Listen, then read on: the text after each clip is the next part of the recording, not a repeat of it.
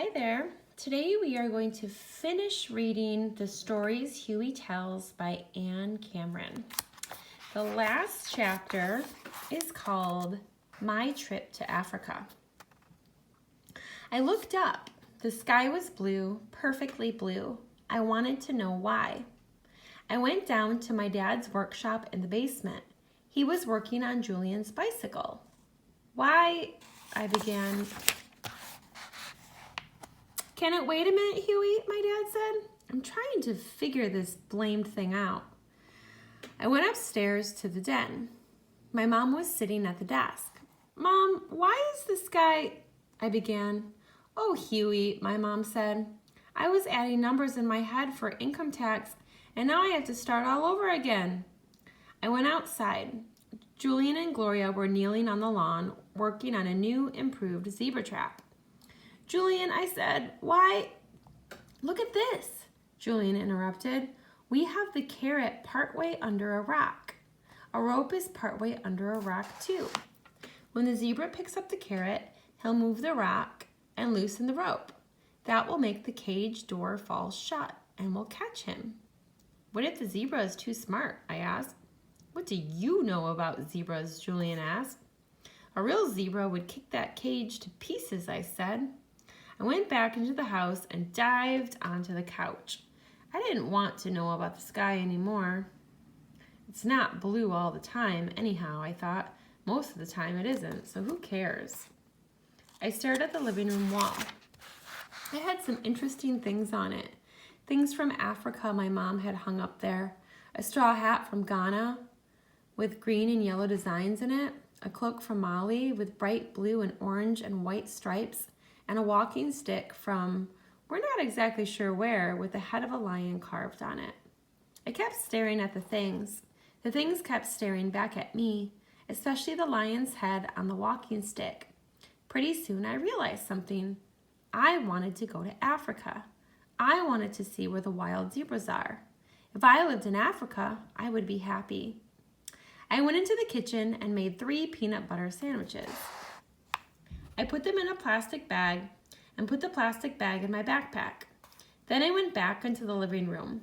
I stood on a chair and got the hat, the cloak, and the walking stick off their hooks. I put the hat on my head. It was too big, so I put the cloak over my head first and then the hat on top of it.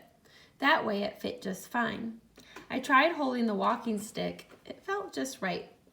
I went out the door. I passed right by Julian and Gloria. They were working so hard on the trap that they didn't even see me. I went down the street. The hat was good. It kept the sun out of my eyes. The cloak was good too. It felt warm. And the walking stick was the best of all. It seemed to want to go places without my even moving it. Once someone had carried it all over Africa. He had leaned on it when he was tired. He had used it to cross rivers. When he needed to, he had used it as a weapon. Right where my hand held it, it was smooth and shiny. The African hand that used to hold it had polished it for me. If I held on to it and didn't let go, it would show me the way to Africa. I walked 8 blocks. I got to the mall where the gas station is. I know the man who works at the gas station. His name is George. I asked him the way to Africa. He pointed. It's east of here, he said, but be careful of traffic. I walked the way he pointed, toward where the sun was coming from. I used my stick to climb the hill above the gas station. I know the man who works on people's lawns up there. His name is Oscar. He was planting tulips. That's a nice stick you got. Nice hat and cape too, Oscar said. Thank you, I said. Do you happen to know the way to Africa? Oscar pointed. It's west of here, he said. He was pointing me right back where I came from. George at the gas station just told me it's east, I said. You can get there going east too, Oscar agreed. I kept going the way I had been going. My legs were getting tired. I saw a woman sweeping her steps. I've seen her lots, but I don't know her name. She looks old and wise. She looked like she should know the way to Africa.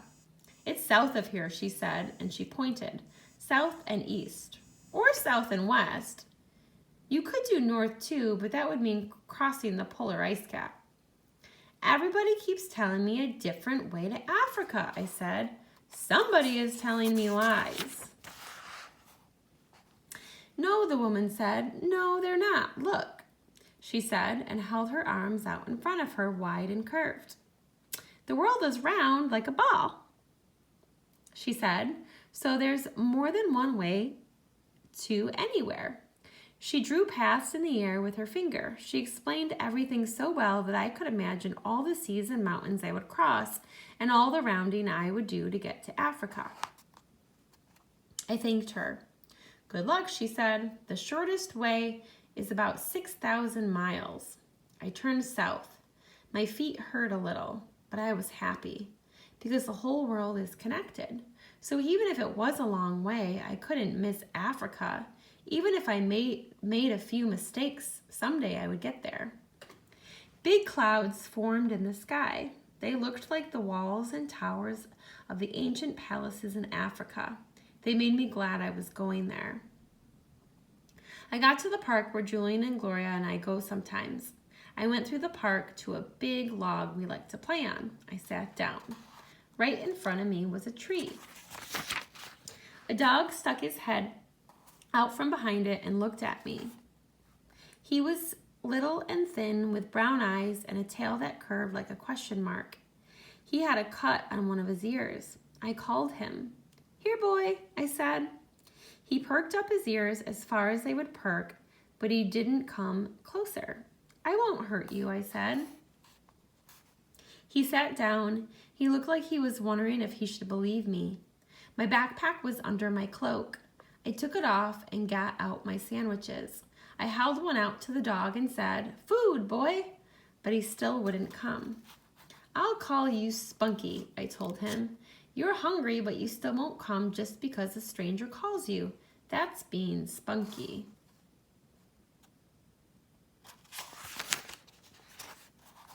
He looked like he understood. I put the sandwich on the ground halfway between us. Spunky walked up to it. He ate it in a gulp and stood and looked at me. I finished my own sandwich. Do you want to go to Africa, Spunky? I asked. His body looked like he was saying no. His eyes looked like yes. Come on then, I said. I got up and started walking again. Spunky followed me, not too close behind. It was beautiful and peaceful in the park. By the river, lots of yellow flowers were growing. I decided to pick up some from my mother. She couldn't help it that she couldn't add when someone talked to her. Probably only a genius could do that. Then I remembered I was going to Africa. I couldn't take her any flowers if I was going to Africa. I sat down to think. I took out my last sandwich. I ate half and threw half to Spunky. He caught it in his mouth. We're going to Africa, I said. But we don't need to go right away. We can go later, when we're older, when I have hiking boots. I picked some of the flowers from my mother. I found a special stone to show my dad and Gloria and Julian maybe. Spunky, I asked, do you want to come with me to my house? Spunky cocked his head as if he was deciding something. Then he followed me. When we got close to home, I could hear voices calling me. My mom's, my dad's, Julian's, Gloria's. In the distance, I could hear Gloria's mom and dad too, calling, Huey, Huey. Spunky looked at me and sat down by the driveway. I walked closer to the house. My mom had her back to me. She was shading her eyes from the sun and looking into the hedge. Come out, Huey, she shouted. This is not a joke. She sounded worried. I came up behind her. Here I am, I said. I handed her my flowers. She didn't even look at them. She just held them upside down with the stem squeezed tight in her hands. Huey, she said, where were you? You know you're not supposed to go anywhere unless you tell us first. You were busy and Dad was busy, I said. We are never that busy, my mom said. We need to know where you are. I saw my dad down the street. He saw me and waved to Gloria and her mom and dad. They all came running up, out of breath and upset looking. Huey, my dad said, do you know how long you were away? I don't know, I said. I was going to Africa, but I decided I didn't need to go right now, so I'm back. Huey, my dad said, you must never do this again. Most people are nice, but some aren't. You could be in a dangerous place and not know it. A bad person could just reach out and grab you, and that could be the end of you. No trip to Africa, not even a trip home. I didn't go close to anyone, I said. If anybody had tried to grab me, I would have run and screamed. My dad stood over me and held me by the shoulders. Next time you ask before you go somewhere, he roared. Yes, sir, I said. Spunky barked. He was watching Dad and me. He had his 2 front feet on our lawn and his 2 back feet in the street. He looked like he was worried about what my dad would do to me. That's Spunky, I said. He's my friend. I met him in the park and he came back with me. I don't think he has a home. And you want him to live with us? My mom said. Yes, I said. Everybody looked at Spunky. He looks to be abandoned, Gloria's dad said. Skinny, no collar. Can we keep him? Julian said. My mom and dad looked at each other. We'll have to call the animal shelter first, Mom said. We have to make sure no one lost him. I'll call, I said. Julian stayed out on the lawn with Spunky so he wouldn't go away. The rest of us went into the house and I called. Nobody had lost a dog that looked like Spunky. If nobody shows up to claim him, you can keep him, Dad said. But if you ever go off without telling us, he's going to the animal shelter and he won't be coming back. I'll remember, I said. I won't go any place without telling you. So that's the way it was. We persuaded Spunky to come in the house and eat, and he stayed. My mom put eggs in his food, and his coat got shiny, and now he trusts us.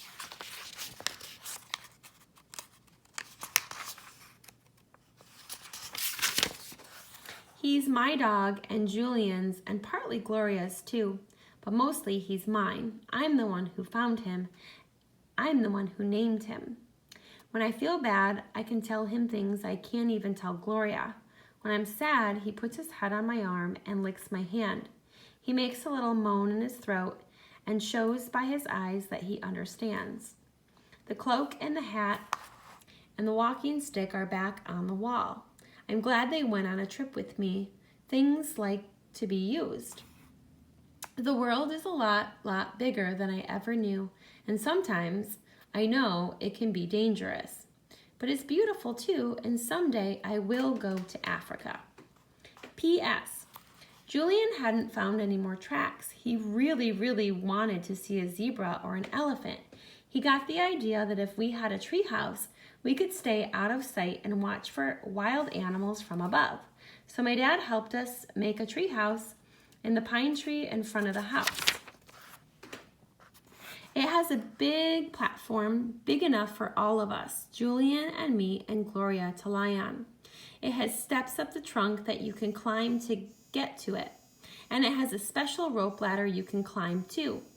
One day, Julian figured out how to get Spunky up there by putting him in a basket that we hauled up with rope and a pulley. I think Spunky liked being with us, even though he thought it was a long way off the ground. Once we got him up in the treehouse, Julian started wondering. Maybe it's because of Spunky that the animals don't come around anymore, he said. Maybe they smell him and are scared of him. I wasn't going to say anything. I am a tracker and a traveler and a scout. I am silent, but I couldn't stand to be silent anymore.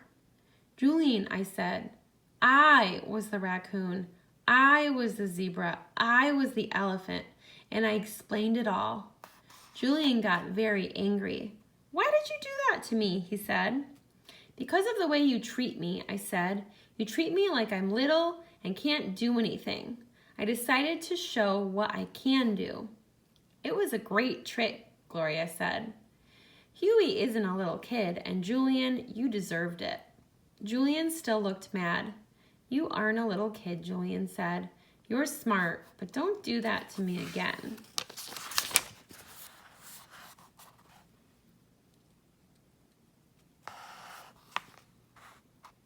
If you don't treat me bad, I won't trick you, I said. Since then, Julian and I are friends. He even showed me everything in the tracking book and read long parts to me, parts about the habits of animals, like how they like to come to water holes at dusk. The three of us read that together, and it gave us the idea of making a water hole under the treehouse. We put a big tub of water down there and a smaller, shallow one. We fill them with fresh water every afternoon, then we go up into the treehouse to watch for animals. So far, some birds have come and taken big, splashy baths in the shallow tub. Gloria's mom says if she helps out at home, Gloria can take some binoculars up to the treehouse so we can see the birds even closer. My dad says he'll get us a book and an audio tape so we can identify different kinds of birds and get them to come to us by copying their songs. He said he met a man once who had studied birds his whole life.